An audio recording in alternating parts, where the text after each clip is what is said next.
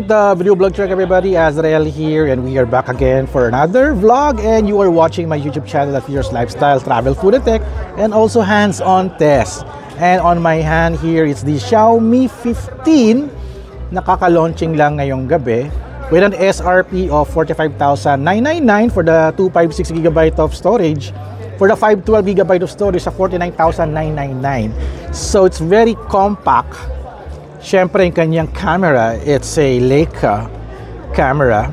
At napakaganda ng camera specs niya. It's a triple camera. Lahat is 50 megapixel. So imagine no, yung wide angle niya, yung main camera at saka yung other camera niya, it's all 50 megapixel.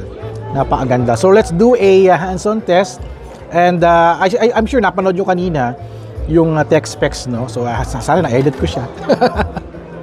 At hindi pa naka-on yung aking naka-on na yung aking noise reduction. Alright, so let's do this. Let's do a hands-on test para makita natin gano'ng kaganda yung camera nito, and also ma-feel natin on this hands-on test with the Xiaomi 15 from Xiaomi Philippines. Alright, let's do this. Alright guys, see on my hand here is the Xiaomi 15 from Xiaomi Philippines. So check it out, yo. So makikita nyo dito. Okay ka na, sige pre. So let's check this. Dito yung kanyang screen. So the pinnacle of photography. So engineered with Leica, sabi dito. Ayan. At meron siyang Xiaomi Hyper AI. Kasi may mga AI feature na rin din siya. And ito yung itsura niya. Maganda yung kanyang bezel. At powered by Snapdragon 8 Elite mobile platform with 5,240 milliampere of battery. Ayan, so may mga watch din sila, na-launch sila a while ago. So ito tayo, let's do the hands-on test. Ito yung kanyang screen, maganda yung kanyang screen. It's very, meron siyang tawag na mga eye protection, certification by TUV Rainland. So may maganda yung kanyang screen. At heto yung body niya, sobrang ganda. Very small and compact, and this is the Leica camera. Ayan. Ganda, ganda. Kasi pag Leica, hindi ka magkakamali. So meron siyang flash dito sa gilid. Xiaomi logo. And I think it's a triple camera. Yung may isa dito na parang pang-display lang. Wala siyang function para maging symmetrical siya or uniform yung kanyang itsura. And sa top side niya, very lightweight, no? Very lightweight. Makinis siya, oh. Wala siyang, mukha siyang naka casing pero hindi. Ito yung all aluminum ata yung body nito. Here's the volume, here's the power button. Here's the SIM tray, microphone, meron dito speaker, isa lang yung speaker niya, at meron siyang USB Type-C. And let's check out the camera. So meron siyang 0.6, 1x, 2x, 2.6 to 5x hanggang up to uy, wow, 22x. Uy, teka muna. Nangyari. Let's go to photo. 5x, 15x, 20x. Oh my God. Hanggang, ang tindi ng zoom nito 40. Uy, grabe to. 100. 60 zoom. 60x for photography. And for the selfie, 1x lang siya. May wide din. May 0.x siya. Ang ganda. 1x and 8x. Nazo-zoom in ba? Pwedeng i-zoom. Wala, ganun lang siya.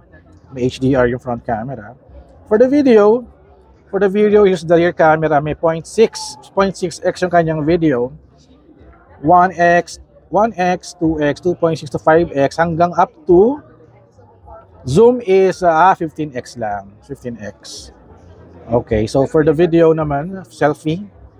So you can shoot up to 4K 60 for the front camera. For the rear camera, you can shoot at 4K 60 FPS. Ayan, so mga function niya, there's Pro mode, fast shot, video, photo, portrait mode. May portrait mode siya, which is 23mm, 35, 60mm, at 75mm. Ganda yan Ay sir! Si Tommy dito. And meron tayong documents for photo. Uy, galing, documents na may 0.6x na rin din. First time ko makita ng document photo na may 0.6x hanggang 5x to, grabe, ang haba nito hanggang 60x yata to. Wow, okay, 60x. I guess yung much more better pagka nag-take ka ng photo sa mga documents. Yan. More, there's night mode, 50 megapixel mode. Oops, napindot ko. Balik tayo doon. More, panoramic, movie, slow motion, dual video meron din. Time-lapse, long exposure, super moon, director mode, at pwede mo pa siyang i-edit. So, kayo makakapag-test pa, no?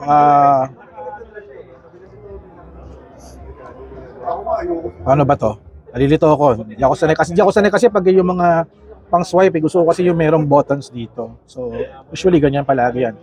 Going back to the start. So, napakaganda ng Xiaomi 15 no? For a price of 45,999 at for the 512GB is 49,999. Napakaganda, napaka-sulit.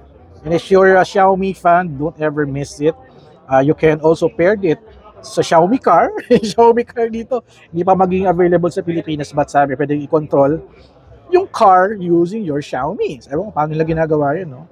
Also, pwede mo ito pair sa kanilang bagong watch, yung Xiaomi watch nila. Silang bagong, marami silang nilaunch kanina, pati yung scooter, meron din.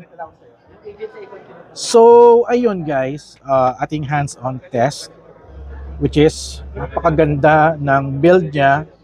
Hindi masakit sa kamay pag hinawakan ninyo. Hindi siya masakit sa kamay. And doing photography is very nice kasi it's powered by Leica. Ayan. Alright, so yun. I'll end now my video here. Thank you so much guys for watching. So don't forget to subscribe, like, and comment. And see you guys on the next video vlog adventure. This is the Xiaomi 15 from Xiaomi Philippines. Alright.